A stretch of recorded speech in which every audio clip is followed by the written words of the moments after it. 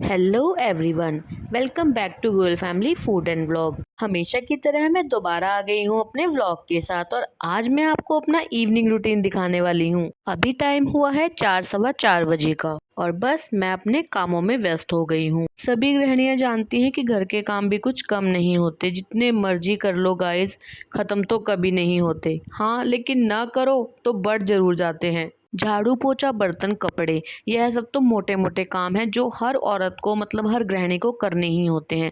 लेकिन मेन काम होते हैं छोटे छोटे, जिनको ना करा जाए तो बहुत ज़्यादा दिक्कत आ जाती है। जैसे एक ये छोटा सा काम, समय पर दूध अंदर रखना। आजकल गर्मियों का समय चल रहा है, अगर थोड़ा भी ऊपर नीचे समय होता है तो दूध फट जाता है। फिलहाल मैंने दूध फ्रिज में रखने के लिए फ्रिज खोला तो मुझे ध्यान आया कि अभी हो रहा है शाम का वक्त और सुबह के लिए मुझे करनी है सब्जी तैयार। तो फिलहाल मैं तोरी निकाल रही हूँ फ्रिज से बाहर, जिसको मैं धो के फिलहाल रख दूंगी। और मैं इस तोरी को आज अभी ही काट के रखने वाली हूँ ताकि सुबह मुझे बनाने में आसानी हो। किचन में गई तो ध्यान आया, अभी मैंने थोड़ी देर पहले ही एक चने का पैकेट खोला था जो अभी ओपन ही पड़ा था, मैंने उसको डब्बे में रिफिल नहीं किया था। तो बस यह काम मेरी नज़र में नहीं था लेकिन सामने आ गया तो अब करना ही होगा।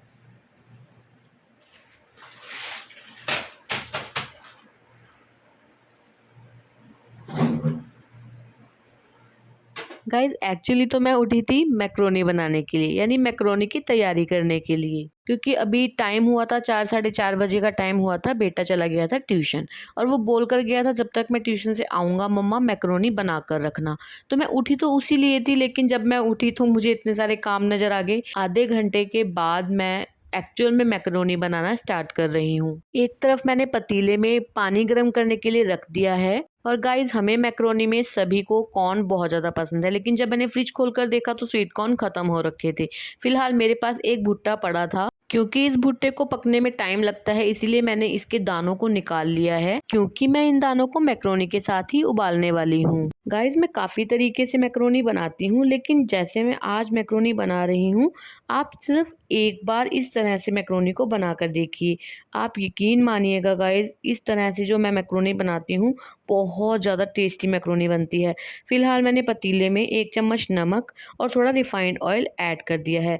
अब जितनी भी मुझे मैक्रोनी बनानी है मैं उतनी मैक्रोनी भी इसमें ऐड कर दूंगी। काफ़ी लोगों को मैक्रोनी बनाते हुए ये प्रॉब्लम आती है कि कितनी बनाई जाए, यानी कितने जनों के लिए कितनी मैक्रोनी बनाई जाए। गाइज इसका मेजरमेंट बहुत आसान है। जैसे मैं यहाँ 3 जनों के लिए मैक्रोनी बना रही हूँ, मैंने एक मीडियम साइज की कटोरी ली है जिसमें से नाप कर मैंने 3 कटोरी मैक्रोनी डाल दी है और यह 3 कटोरी मैक्रोनी डबल हो जाएगी। एक तरफ मैक्रोनी उबल रही है, एक तरफ मैं और अपने छोटे छोटे काम कर रही हूँ। चलिए, खैर गाइस सुबह से ना मैं 2-3 बार बर्तन मांज चुकी हूँ और ये कढ़ाई सुबह से ही अभी तक नहीं मची है, क्योंकि इसके चारों तरफ तेल बहुत बुरी तरह चिपक गया है। तो चलिए आज देखते हैं कि इसको कैसे आसानी से साफ किया जाए। एक तरफ मैक्रोनी भी साथ साथ देखनी पड़ेगी, क्योंकि अगर इसको भूल जाओ तो इसका हलवा बन जाता है। अभी मैक्रोनी तो पूरी नहीं उबली है, फिलहाल मैंने इसको दोबारा ढक कर रख दिया है और ढक्कन पूरा न ढके नहीं तो सारा पानी इसका बाहर आ जाता है। एक तरफ मैंने कढ़ाई रख दी है और आधा कढ़ाई पानी भर दिया है। गर्मियों के सीज़न में नींबू खूब आते हैं, मैं उन नींबू के छिलकों को सुखाकर रख लेती हूँ। फिलहाल मैंने वही 5-6 छिलके नींबू के पानी में डाल दिए हैं। 1 चम्मच भरकर डाला है नमक, 1-1.5 चम्मच डाला है सरफ और थोड़ा सा डाला है बेकिंग सोडा, थोड़ा सा विनेगर। बस इसको अच्छे से उबलने दीजिए, कम से कम 5 से 6 उबाल इसको अच्छे से आने दीजिए। खैर फिलहाल उबाल आने में अभी थोड़ा टाइम है, क्योंकि पानी अभी ठंडा है। इतनी देर मैं एक काम और अपना निबेड़ लेती हूँ, यानी मुझे अभी तोरी धोकर रखनी है, तो मैं फिलहाल वही काम कर रही हूँ। गाइज मेरी मम्मी कहती हैं कि वही एक अच्छी गृहिणी है जो कम समय में ज़्यादा काम करना जानती हो। नहीं नहीं, मैं अपने मुँह मिट्ठू मियाँ नहीं बन रही, बस मैं अपनी मम्मी की बात बता रही हूँ आपको। खैर चलिए मैक्रोनी की तरफ देख लेते हैं। मैक्रोनी 95% पक चुकी है, हमें इसको 100% नहीं पकाना, हमें इसको थोड़ा सा कच्चा रहने देना है।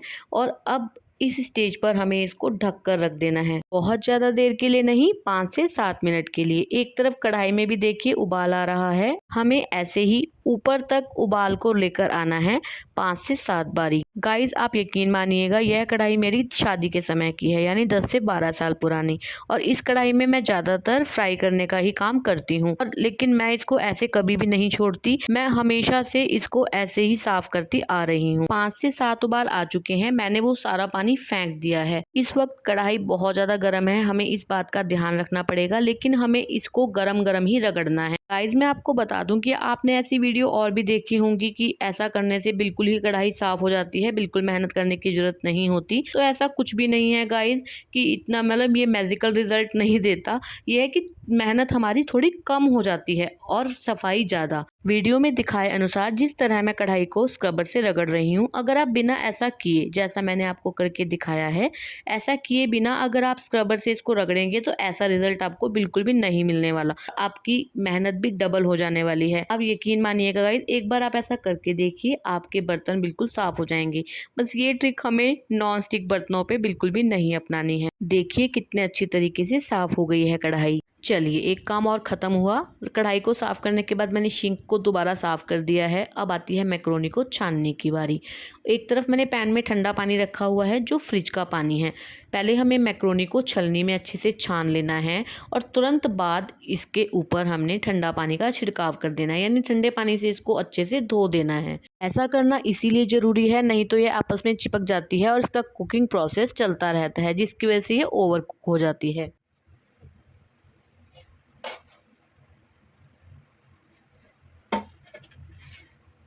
ठंडे पानी से मैंने मैक्रोनी को धो दिया है। नीचे रखी है एक कटोरी और सबसे नीचे रखी है एक प्लेट, जिससे इसका पानी सारा निचुड़ कर चला जाएगा प्लेट के अंदर। बेटा भी आ गया है ट्यूशन से घर वापस।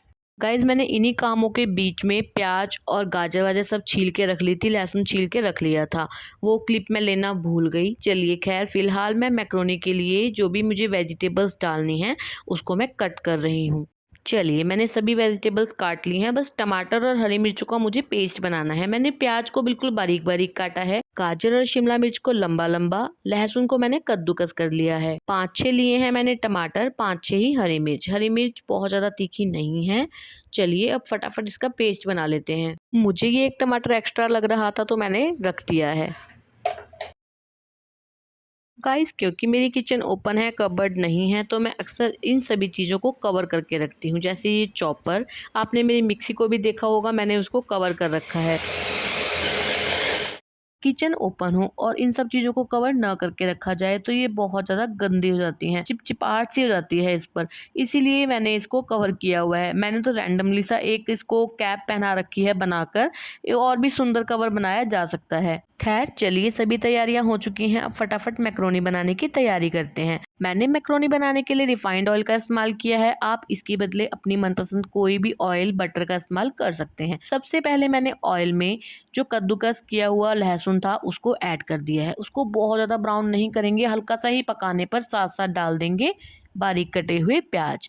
इसको भी हमने बहुत ज़्यादा नहीं पकाना, क्योंकि हमारी गाजर थोड़ी हार्ड है, मतलब गाजर हार्ड होती है, उसको पकने में लगता है समय। अगर हम प्याज को भी पहले से ही पका देते हैं बहुत ज़्यादा ऊपर से, उसके बाद गाजर को भी इतना टाइम लग जाता है पकने में, तो प्याज ओवर कुक हो जाता है। इसीलिए प्याज को थोड़ा कम पकाना है और साथ में डाल देनी है गाजर। उसके बाद हमने थोड़ी सी देर ढक्कन को ढक देना है। गाइस अगर आपको मैक्रोनी में खड़ी खड़ी सब्जियां, क्रंची सब्जियां अच्छी लगती हैं, तो आप इसको थोड़ा कम कुक कीजिए। लेकिन मेरे बेटे के मुंह में आती हैं वो कच्ची कच्ची सब्जियां, तो उसको पसंद नहीं है, लेकिन मैं उसको वेजिटेबल्स तो खिलाना चाहती ही हूँ, इसीलिए मैं इसको थोड़ा अच्छे से कुक कर लेती हूँ।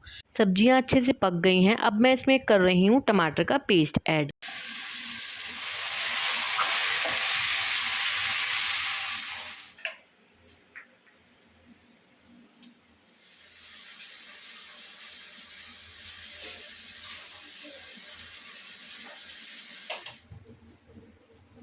सभी चीज़ें अच्छे से पक जाने के बाद मैंने इसमें ऐड किया है 1 से 1.5 चम्मच ऑर्गेनो, 1 चम्मच चिली फ्लेक्स और टेस्ट के अकॉर्डिंग नमक। ऊपर से मैं इसमें डाल रही हूँ टमाटो केचप। गाइस जितनी मैक्रोनी मैंने बनाई है उसके अकॉर्डिंग टमाटो केचप की क्वांटिटी कम से कम आप 1.5 टेबल स्पून भरकर लेकर चलिए। और अब मैंने इसमें पानी भी ऐड कर दिया है ताकि मैक्रोनी बहुत ज़्यादा सूखी सूखी न बने। और बस सारी मैक्रोनी इसमें ऐड कर देंगे और अच्छे से मिला लेंगे सभी चीज़ों को। गाइस काफ़ी लोगों को चीज़ बहुत ज़्यादा पसंद आता है। जब हम इस मैक्रोनी को गरम गरम सर्व करते हैं तो उस दौरान आप ऊपर से स्प्रेड कर सकते हैं चीज़ को। और हाँ गाइस, मेरे पास आज काली मिर्च अवेलेबल नहीं थी, नहीं तो मैं इसके अंदर काली मिर्च भी जरूर ऐड करती हूँ। लेकिन जिस तरह से मैंने बनाई है आप सेम इसी तरीके से मैक्रोनी बनाकर देखिए। इस रेसिपी को सेम टू सेम फॉलो कीजिए, कुछ भी स्किप मत कीजिएगा। और लास्ट में मैंने टेस्ट किया तो मुझे केचप कम लग रही थी, मैंने थोड़ी सी और ऐड कर दी है। गाइज अगर आप केचप ज़्यादा इस्तेमाल नहीं करना चाहते तो अपने टमाटर की क्वांटिटी बढ़ा दीजिए। चलिए फिलहाल मैक्रोनी तो बन गई है और बेटा ट्यूशन से आके पूरा बैग वैग ऐसे ही उसने फैला रखा है क्योंकि अभी उसने स्कूल का होमवर्क भी करना है। चलिए फिलहाल मैक्रोनी बन गई है, उसको लग रही थी बहुत तेज भूख तो मैंने उसको दे दी है। भूख तो खैर फिलहाल मुझे भी बहुत ज़्यादा लग रही है क्योंकि मैक्रोनी तो मेरी भी बहुत ज़्यादा फेवरेट है। और लगातार 2 से 3 घंटे मुझे काम करते हो गए हैं किचन में और मैं पूरी तरह से भीग चुकी हूँ। अब मैं थोड़ी सी देर चैन से बैठना चाहती हूँ और मैक्रोनी एंजॉय करना चाहती हूँ। और गाइस सच में मैक्रोनी बहुत ज़्यादा टेस्टी बनी थी, बहुत अच्छी मैक्रोनी बनी थी। चलिए खैर मैक्रोनी खाने के बाद फिलहाल अब टाइम था जोत बत्ती का, तो मैं जोत बत्ती करने ही लगी थी। बेटे ने बोला मम्मा आप अपना काम कर लीजिए, जोत बत्ती मैं कर दूंगा। फिलहाल जो तोरी मैंने धोकर रखी थी अब मुझे उसको छीलकर दोबारा धोकर रखना था। गाइस एक और बात मैं आपको बताना चाहती हूँ, जैसे कि ये तोरी को मैंने छीलने से पहले और छीलने के बाद भी धो लिया है और अब मुझे इसको निचोड़ने के लिए दोबारा रखना होगा। ऐसा मैंने इसीलिए किया है क्योंकि ये तोरी मैंने सुबह बनानी है। अगर यह तोरी सुबह ना बना के मुझे 2 दिन बाद भी बनानी होती तो भी यह तोरी बिल्कुल भी खराब नहीं होती। वो कैसे, वो तो मैं आपको आगे बताऊंगी। चलिए खैर फिलहाल मैंने वो तोरी धोकर रख दी है दोबारा और सेम जैसे मैक्रोनी का करा था, नीचे कटोरी और नीचे प्लेट रख के उसी तरह मैंने उस तोरी को भी रख दिया है। फिलहाल अभी भी मेरा काम खत्म नहीं हुआ है। मैक्रोनी बनाने के और खाने के बाद जो बर्तन हुए थे उनको भी मैंने लगे हाथ मांज दिया है। चलिए खैर हस्बैंड भी आ गए हैं ड्यूटी से घर और हमारे यहाँ तो बिल्कुल भी बारिश नहीं थी अभी।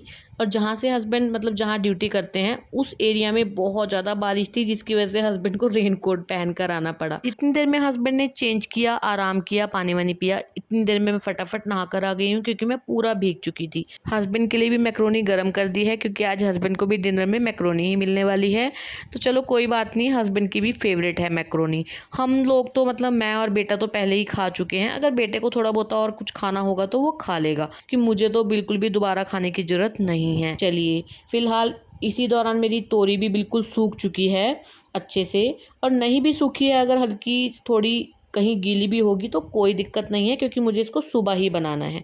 अब मैं आपको बताना चाहती थी कि अगर हम तोरी को काट कर डब्बे में भरकर रख दें तो यह खराब कैसे नहीं होगी। इसके लिए आपको बस इतना करना है कि तोरी को अच्छे से धोकर आपको जब काटना है उससे पहले आपको यह ध्यान देना है कि तोरी के ऊपर हल्का सा भी मॉइस्चर यानी पानी नहीं होना चाहिए, बिल्कुल सूखी होनी चाहिए। तोरी को अच्छे से सुखाने के लिए बेशक आप इसको साफ सुथरे कपड़े से पोंछ दीजिए या तो पंखे के नीचे रख दीजिए। चलिए खैर गाइज मेरे लिए तो ये तोरी काटना आखिरी काम था।